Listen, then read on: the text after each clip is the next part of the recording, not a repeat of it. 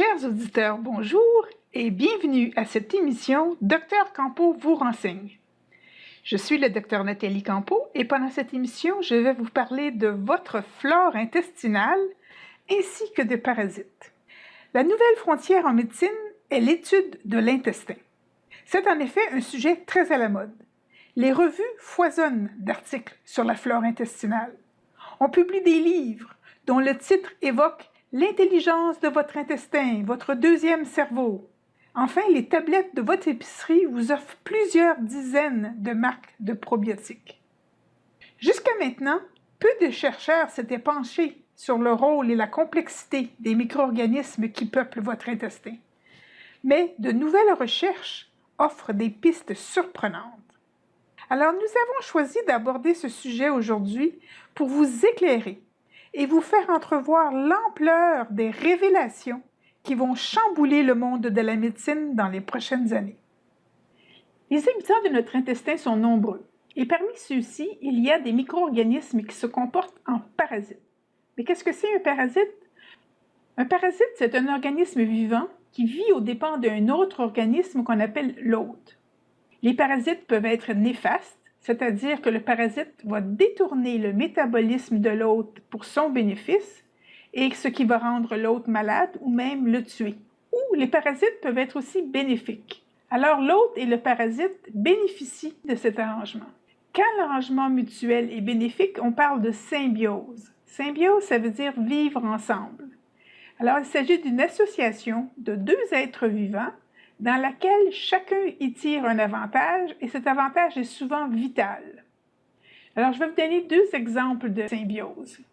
Les arbres et les champignons sont un bon exemple de relation symbiotique bénéfique. Ce qui se passe, c'est que le champignon s'attache aux racines de l'arbre par leur mycélium. Le mycélium, c'est comme les racines microscopiques du champignon.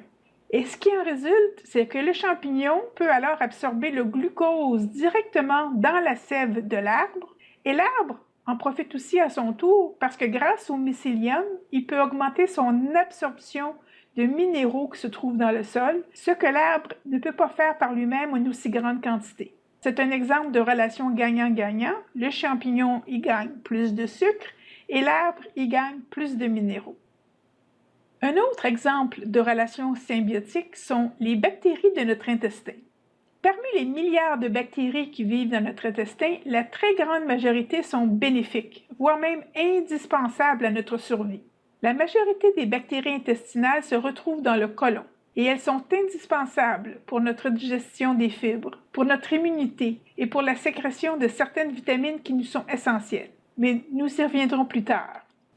Voyons maintenant quelques exemples de parasites néfastes. Premièrement, voyons l'exemple d'un parasite, un petit ver qu'on appelle un nématode, qui a la capacité de contrôler le cerveau de son hôte, qui est un criquet, et qui en change le comportement en le rendant suicidaire.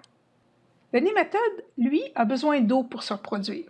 Alors, il va s'arranger pour que le criquet l'amène vers l'eau. Quand un criquet avale la larve du ver, et une larve c'est tout petit, alors le criquet s'en rend pas compte, la larve, une fois rendue dans l'intérieur du criquet, elle va se développer, devenir adulte, et elle va sécréter des protéines qui contrôlent le cerveau du criquet pour qu'il se jette dans l'eau. Alors, le criquet va chercher de l'eau partout, une rivière, une piscine, et va sauter dans l'eau. Le criquet va se noyer, et le ver va se sortir du criquet, et comme il est dans l'eau, il peut se multiplier. Mission accomplie. Plusieurs sortes de parasites ont la capacité de prendre le contrôle du cerveau de leur hôte. Non seulement des vers, mais il y a aussi des virus, des fungus, des levures, puis il y en a bien d'autres. Leur spécialité à ces parasites, c'est de détourner et de prendre contrôle de la volonté de leur hôte qui n'a plus le choix de ses comportements. Retenez bien ceci parce que nous y reviendrons plus tard sur la possibilité que certains de nos comportements soient dictés par des parasites. Dans la nature, ce phénomène de prise de contrôle est fréquent. Mais parce que les parasites passent la plus longue partie de leur vie cachés dans leurs hôtes, on ne les voit pas. Et ce n'est que récemment que les biologistes commencent seulement à les observer et à se rendre compte de l'étendue de leur action. Voyons maintenant un autre exemple de parasite qui prend le contrôle de son hôte. Nous allons parler d'un protozoaire qui s'appelle le toxoplasme. Et cet organisme-là est un être monocellulaire, c'est-à-dire ce n'est qu'une seule cellule. Alors, ce protozoaire peut infecter plusieurs sortes de mammifères, y compris l'homme, mais il peut seulement se reproduire que dans un chat ou un autre félin. Alors, si par exemple, le toxoplasme infecte une souris, la souris va adopter un comportement très inhabituel. La souris devient amoureuse du chat. Elle est très attirée par le chat et elle court vers lui. Alors, qu'est-ce qui se passe? Le chat la mange. Et il devient ainsi parasité par le toxoplasme qui peut enfin se reproduire. Ce qui est intéressant et hallucinant dans ce cas, c'est que le toxoplasme est un être monocellulaire, une seule cellule. Donc, un être très primitif. Il n'y a pas de cerveau, il n'y a pas d'organes, et il est quand même capable de prendre le contrôle d'un être beaucoup plus évolué que lui, un mammifère. Et nous sommes des mammifères. Et bien que nous soyons plus intelligents qu'un chat, notre cerveau a le même genre de structure et des mêmes neurotransmetteurs qu'un chat. Étant donné la fréquence de prise de contrôle par des parasites dans la nature, il serait très peu probable que l'espèce humaine soit la seule espèce qui ne soit pas sujette à ce phénomène de prise de contrôle par un parasite. Mais comment donc a commencé cette tendance à parasiter qu'on retrouve partout dans la nature? Les premiers organismes vivants sont apparus sur la Terre il y a environ 4 milliards d'années. Et ces premiers organismes vivants étaient des cellules sans noyau et on les appelait des prokaryotes. Les bactéries font partie de cette catégorie. Leur ADN est distribué partout à l'intérieur de la cellule et il n'y a pas de noyau spécifique. Ces bactéries vivaient dans des conditions extrêmes de température et d'environnement gazeux, mais ce sont quand même les ancêtres des bactéries qui vivent présentement dans notre intestin.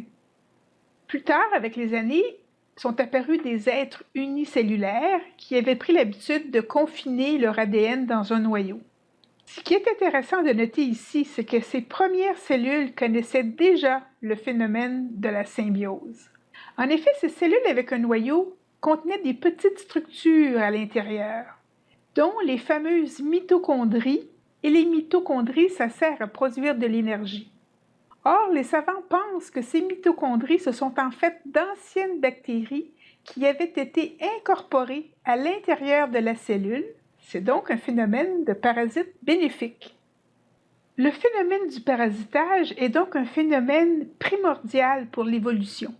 Il s'agit de construire de nouveaux organismes non pas à partir de la passe blanche, mais en y incorporant des structures préalablement reconnues comme efficaces. Plus tard dans l'évolution, les cellules se sont combinées, elles se sont spécialisées et sont devenues des organismes de plus en plus complexes. Il y a eu d'abord les algues, puis les plantes, les poissons, les oiseaux, les mammifères et enfin l'homme.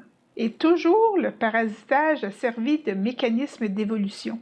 On pourrait même dire que les bactéries primitives ont évolué en espèces de plus en plus complexes pour pouvoir subvenir à leurs propres besoins en parasitant de façon de plus en plus sophistiquée. Est-ce que l'homme serait le dernier modèle de proie à parasiter par ces micro-organismes? Matière à réflexion, n'est-ce pas? Mais laissons de côté les parasites pour l'instant et tournons-nous vers les habitants de notre intestin appelés microbiote ou flore intestinale. Et qu'est-ce que la flore intestinale? La flore intestinale est un ensemble de micro-organismes qui habitent dans notre tube digestif. Il n'y a pas seulement des bactéries, il y a aussi des êtres unicellulaires, comme les protozoaires qu'on a vus plus tôt, il y a des champignons microscopiques, il y a des virus et d'autres. Il y en a des milliers de milliards. Elles sont 10 fois plus nombreuses que la totalité des cellules qui constituent notre corps. Il y a 10 fois plus de bactéries que de cellules humaines. Souvent, l'idée semble repoussante parce que nous avons l'habitude de considérer les bactéries comme des ennemis à éliminer. Pourtant, la flore intestinale qui habite notre corps est très importante et même indispensable à notre existence. Nous avons avec elle une relation symbiotique bénéfique. Une des façons de maintenir un équilibre sain entre les bonnes bactéries et celles qui sont nuisibles pour la santé est de manger des bonnes bactéries. C'est ce qu'on appelle les probiotiques. Ce sont différents mélanges de cultures bactériennes et d'autres micro-organismes vivants incorporés à certains aliments. Par exemple, le yogourt, qui est du lait ensemencé avec des lactobacilles. Le kéfir est semblable, mais il y a une plus grande variété de micro-organismes. Le kombucha est au thé ce que le kéfir est au lait, c'est-à-dire c'est un breuvage fermenté à base de thé. Il y a aussi toute la variété des légumes lacto-fermentés, comme la choucroute et les autres légumes racines. L'idée de maintenir la flore intestinale en bonne santé en ingérant des bons microbes est une excellente idée, mais la technique n'est pas encore au point tout à fait. Voici quelques-uns des problèmes qu'il faudrait d'abord résoudre. Premièrement, les probiotiques, qui sont des cellules vivantes, sont détruites en grande partie par l'acidité de l'estomac et elles doivent de plus traverser tout le petit intestin avant de se rendre dans le côlon, là où elles sont le plus efficaces. Il faudrait donc idéalement penser à une autre façon d'introduire ces micro-organismes directement dans le côlon. Deuxièmement, les chercheurs n'ont pas encore identifié quelles souches de bactéries ou les combinaisons de bactéries qui seraient les plus efficaces. Il y a donc beaucoup de recherches à faire dans ce domaine aussi. Et troisièmement, il y a tellement de variables d'une personne à l'autre et d'une région du globe à l'autre qu'il ne semble pas y avoir de recette qui marche pour tout le monde. Après les probiotiques, abordons maintenant le sujet très à la mode de l'intelligence de l'intestin. Qu'est-ce qui fait qu'on peut parler d'intelligence de l'intestin? D'abord, les parois de l'intestin sont tapissées d'un réseau de nerfs qui servent à coordonner les contractions de l'intestin, qu'on appelle le péristaltisme, et qui servent aussi à communiquer des informations aux autres parties de l'intestin et aux autres organes. Ces neurones dans la paroi de l'intestin sécrètent des hormones et des neurotransmetteurs, dont en particulier de la sérotonine. Savez-vous que la moitié de la sérotonine produite par l'organisme l'est par l'intestin? Et qu'il est particulièrement intéressant de noter que la sérotonine est une hormone impliquée dans la sensation de faim ou de satiété. Mais les activités de l'intestin sont sous l'emprise du système nerveux autonome. Elles sont inconscientes et ne sont pas sous le contrôle du néocortex. Il est donc presque impossible de contrôler son intestin avec sa volonté. L'intestin est sous les contrôles de sa propre intelligence et agit par réflexe indépendamment de notre cerveau conscient. En terminant, je voudrais vous faire part de recherches récentes qui vont vous ouvrir les yeux sur les possibilités insoupçonnées de votre flore intestinale. La première étude dont je voudrais vous parler est une étude qui a porté sur des rats qui changent de comportement. On peut, en laboratoire, sélectionner génétiquement des rats dits agressifs et d'autres rats qui sont doux, indolents. Alors, on a pris des selles des rats agressifs et on les a injectés sous forme de lavement directement dans le côlon des rats indolents. Et, aux surprises, les rats indolents sont devenus agressifs. Puis, on a fait l'inverse et les rats agressifs sont devenus indolents. Il y a donc quelque chose dans le contenu intestinal qui a la capacité de changer le comportement. Chez les humains, il commence à y avoir des recherches effectuées sur la modification de la flore intestinale dans le traitement de l'obésité. Et une chose a été notée, les personnes obèses ont une flore intestinale différente des personnes minces. Alors voici ce qu'est l'hypothèse de recherche sur l'obésité. Si les micro-organismes de l'intestin ont le pouvoir de modifier les comportements, et si les neurones de l'intestin sont capables de sécréter de la sérotonine qui affecte notre sensation de faim ou de satiété, peut-on identifier des micro-organismes qui aideraient ceux qui mangent trop à changer leur comportement alimentaire? Serait-il envisageable que nous, les humains, soyons victimes de parasites néfastes qui prennent le contrôle de notre volonté de façon inconsciente et qui réclament du sucre et autres aliments qui nous font prendre du poids? N'y aurait-il pas une façon de se débarrasser de ces parasites et de rétablir une relation saine avec des aliments qui ne soient pas dictés par une volonté extérieure? Cette approche parasitaire au traitement de l'obésité est prometteuse et désespérément attendue parce qu'à date, la médecine n'offre que des résultats très décevants avec un succès thérapeutique de 0,5% en ce qui a trait à l'obésité. Est-ce que la science va un jour trouver une approche efficace au traitement de l'obésité? Intervenir sur la flore intestinale est une de ces voies prometteuses. Cette émission arrive maintenant à son terme et nous vous remercions de nous avoir écoutés. Nous nous retrouverons la semaine prochaine pour une nouvelle émission qui portera sur la thérapie par la lumière. Alors, c'est un rendez-vous. À la semaine prochaine!